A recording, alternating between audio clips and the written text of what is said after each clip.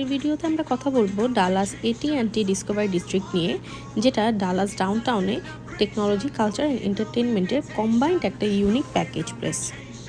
1877 সালে এটাকে বলা হতো bell telephone, American telephone and telegraph company, AT&T।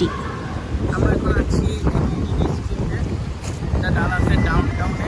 অনেক সুন্দর একটা জায়গা, আসলে অনেক সুন্দর। তুমি ক্যামেরাটা ঘুরাও, দেখাও। এখানে যে প্লাজা অংশটি আছে, এখানে একটা বড় গ্রিন স্পেস আছে, প্লাস কিছু ওপেন ডোর গেম, এবং এখানে সবাই এসে রিল্যাক্স করে। প্রচুর বাতাস এবং আশেপাশে বেশ কিছু খাওয়ার জায়গাও আছে। এই টোটাল স্কোয়ার ফিটটা হচ্ছে, অর্থাৎ লং স্পেসটা হচ্ছে 5400 স্কোয়ার ফিট। এখানে শুরুতেই আমরা একটা গ্লোব দেখেছিলাম, এটা AT&T-র হচ্ছে প্রাউড হিস্টোরিক্যাল কানেক্টিং, যেটা ওয়ার্ল্ডের সাথে এটাকে কানেক্ট করছে, এবং এটা পুরোটা দেখতে একটু মিরর টাইপের, যেটা আশেপাশের জায়গাগুলোকে কিন্তু মিরর রিফ্লেকশন দিয়ে মোটা লাগছে। এবং এর ভেতরে কিন্তু আছে একটা সুন্দর ইন্টারাক্টিভ লাইট অ্যাজ ওয়েল।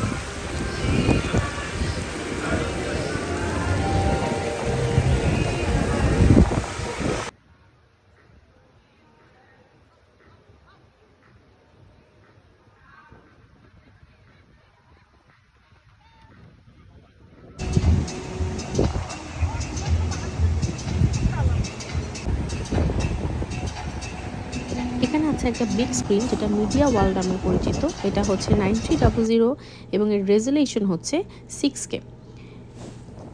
এখানে অন্যরকম ডাইমেনশনাল একটা ভিউ অ্যাড করার জন্য কিন্তু এই মিডিয়া ওয়ালটা অন্যরকম ভূমিকা পালন করে। ম্যাসিভ 104 ফিট টল মিডিয়া ওয়ালটা পুরো একটা বিল্ডিংকে রক করে থাকে, এবং কর্নারে আর্কাড এবং জ্যাকসন স্ট্রিটও থাকে। পাশাপাশি এটা কিন্তু কান্ট্রির মোস্ট অ্যাডভান্স মিডিয়া টেকনোলজিকে রিপ্রেজেন্ট করে। দ্য স্পিরিট অফ কমিউনিকেশন, এটা একটা আইকন, যেটা গোল্ডেন স্ট্যাচু বা এটাকে গোল্ডেন বয়ও বলে। এটা হচ্ছে ভিজিটরদের জন্য একটা centre of attraction.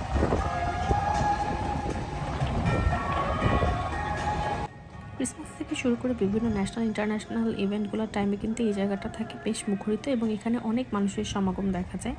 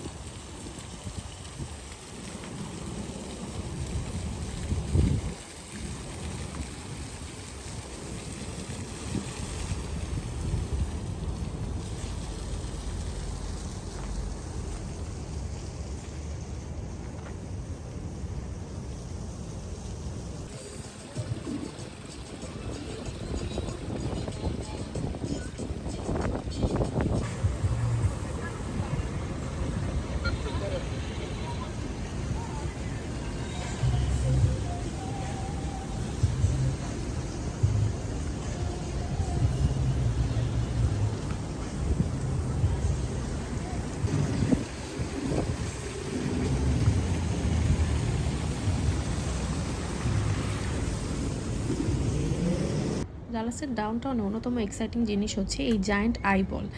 Chicago based artist Tony Tasset সবার প্রথমে এই আই বলটা ক্রিয়েট করেন। এটা 30 ফুট লং এবং 2007 সালে এটা নির্মাণ করা হয়। অনেকের কাছে এই জিনিসটা একটু রহস্যজনক হলেও সবাই কিন্তু খুব আগ্রহ নিয়ে এই জিনিসটা দেখতে আসে। সবচেয়ে মজার কথা হচ্ছে যিনি এটা তৈরি করেছেন টনি, উনি এটা নিজের আইবলের মতো শেপ করে তৈরি করেছেন এবং তিনি বিশ্বাস করেন যে এখানে আসলে আলাদা করে কোনো রহস্যই নেই যেমনটা মানুষ মনে করেন।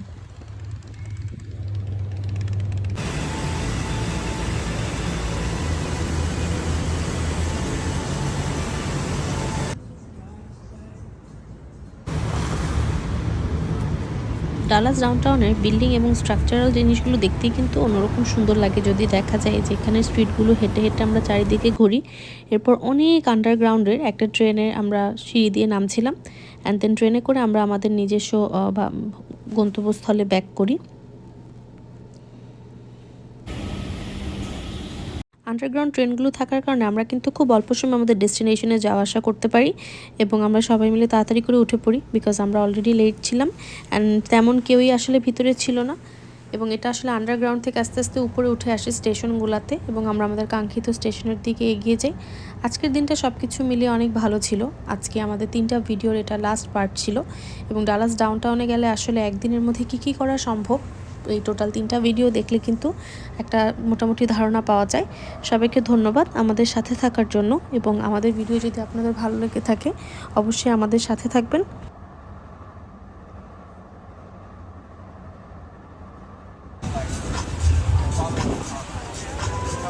Thank you everyone for watching. আজকে বিদায় নিচ্ছি এখানে। আল্লাহ হাফেজ সবাইকে।